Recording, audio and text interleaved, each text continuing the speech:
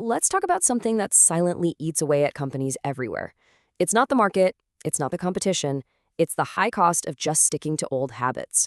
We're going to dive into how these outdated ways of doing things hold businesses back, and more importantly, how you can actually start to break free. You've heard this before, right? Maybe you've even said it yourself. That's how it's always been done. It sounds so harmless, doesn't it? But these might just be the 7 most expensive words in business. Why? Well, because they're a brick wall for innovation. They shut down curiosity and they protect inefficiency, all in the name of tradition. So where does a phrase that costly even come from? It's really just a symptom of a much deeper problem, something that affects pretty much every industry out there. We're talking about a concept called industry dogma.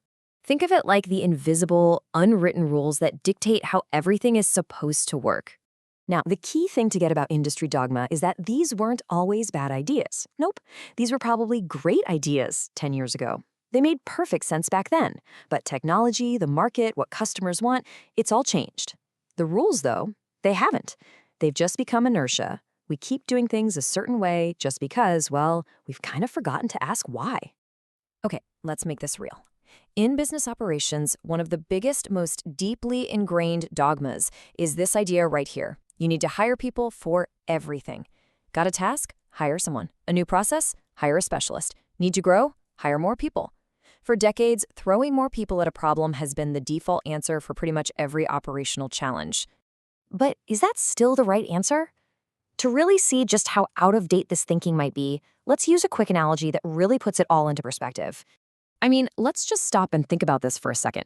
As we're barreling towards 2026, with all the insane advancements in AI and automation, does it really still make sense that our first instinct for every task is to hire a person?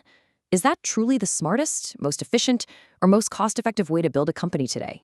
And boom, this slide just nails it. Think about it. A few decades ago, if you were a busy executive, you absolutely needed a secretary just to handle your emails.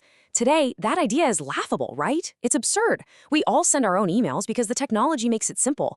The whole point here is that clinging to the hire for everything model is becoming just as outdated as insisting you need to hire someone just to manage your Gmail. So here's the million-dollar question. If the old way is broken, what do we replace it with? And spoiler alert, it's not just about buying some new software. It's about a whole new mindset, a fundamentally different way of thinking about how you build and scale your business. All right, so here's the game plan. 3 simple but really powerful steps. First step, you have to challenge the defaults. That means looking at your core processes and asking which parts of this only exist because that's how it's always been done. Think manual data entry, weekly reports that take forever to build, you know the drill. Second, question the obvious. Ask why over and over again. Why does a person have to copy and paste this data? Why does this approval take 3 different signatures? A lot of the time, the answer is just inertia. And finally, and this is the most critical part, you have to commit to building the better way. It's not enough to just find the problems. You have to be the one to design and build its replacement, using the tools we have now to make it faster, smarter, and automated. Now, having this new mindset is one thing, but actually doing something about it, that's where things get tricky.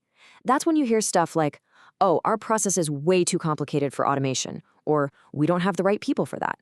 But what if you had a tool that was designed specifically to get past all those objections? Remember that third step, build the better way? That is exactly where this new generation of tools comes into play. Companies like Netflix didn't just get better at mailing DVDs, they totally blew up the old model. That's the mindset. And that's what tools like Pikar-Ai are built for. They are the engine that lets you move from just talking about a better way to actually building it. So who is this really for? Well, it's for leaders who are tired of that manual inertia and want to get their team's hours back. It's for people who want to finally replace those soul-crushing, outdated tasks with smart AI. It's for anyone who needs to automate complex workflows they thought could only be done by a human. Bottom line, it's for the builders who are focused on creating the company of tomorrow, not just patching up the company of yesterday. And that's really what this all boils down to. The choice is getting clearer every single day. You can keep on operating with the old dogma, repeating those 7 expensive words, or you can decide to break the cycle, to stop doing what's always been done and to start building what's next. So if you're ready to start building what's next, if you're ready to leave those outdated operations in the dust, Here's your first step. You can join the waitlist and be one of the very first people to see how this all comes to life. Just head over to Pika-ai.com to learn more.